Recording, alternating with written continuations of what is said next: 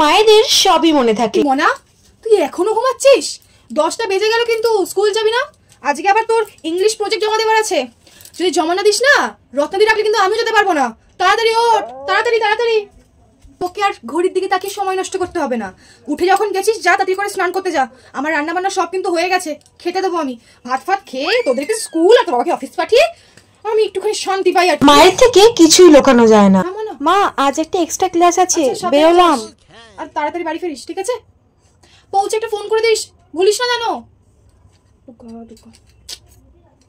কিছুক্ষণ পর। মনা, রাত্রিবেলা কি খাবি আজকে? আর শোন না, একটা কথা ছিল তোর সাথে। মানে তোর কাছে এখন তুই বড় হচ্ছিস, পার্সোনাল কথা লাগতেই পারে। মা তো তাই, বড় হলে তো মেয়েরা মায়ের বন্ধুই হয়ে যায়। আমি বলছিলাম যে তোর এই এক্সট্রা ক্লাসের স্যারটার নাম কি রে? কি করে সে? তার পরিবার কেমন বল? আর কতদিন ধরে চলছে এসব? চুপ কেন, বল। বন্ধু ভেবেই বল, তো বাবাকে আমি কিচ্ছু বলবো না, প্রমিস করছি আমি। মায়েদের ভাবনা সর্বদাই ঠিক হয়। হ্যাঁ, আমি জানি মনা, আমি মূর্খ মানুষ, পড়াশোনা শিখিনি, জানি না।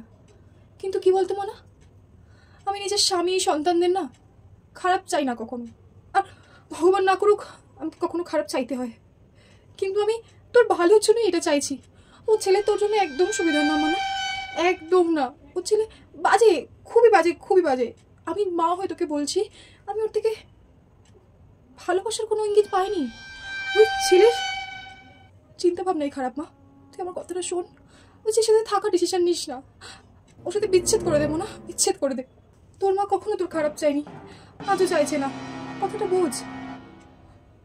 কিছু মাস পর। না, পিয়া এসেছিল না, তুই তো কথা বললি না।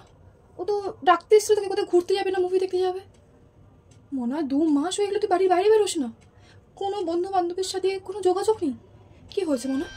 বল না, বল, মাকে বল, মতো বন্ধুর মতো বল। তোর সব কথা শুনিয়ে তোর সব আবদার মেটায়।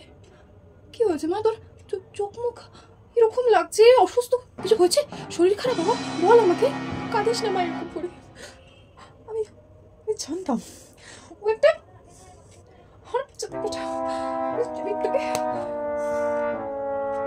তুই চিন্তা করিস না একদম। মা আছে না, মা যখন আছে কোনো চিন্তা করবি না, আমি আছি তো, আমি তোর পাশে সবসময় আছি আর থাকবো। তুই এত শিক্ষিত একটা মেয়ে, কোথায় কাজ বাজ করবি, রাজপুত্র আসবে তোর জন্য, রাজপুত্র। মেয়ের যখন বিয়ের বয়স হয়। এই মনা, খাওয়া দাওয়া করিস না নাকি?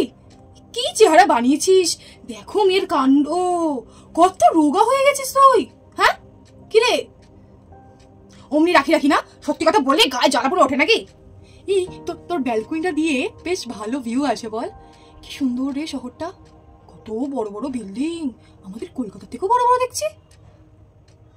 জানিস শোনা, ময়না মাসির মেয়ের না বিয়ে ঠিক হয়ে গেছে। এই তো জানুয়ারিতেই বিয়ে দেবে। পরিবার স্বজন আত্মীয় স্বজন সব খুব ভালো ভালো পরিবারের ছেলে। ময়না মাসি তো বিশাল খুশি। তাই তোর বাবা আর আমি কথাবার্তা বলছিলাম, তোর বাবা বলছিল আমাদের মনেরও তো বিয়ের বয়স। রাখছিস কেন মা, তো ভালোর জন্য তো ভাবি, বল।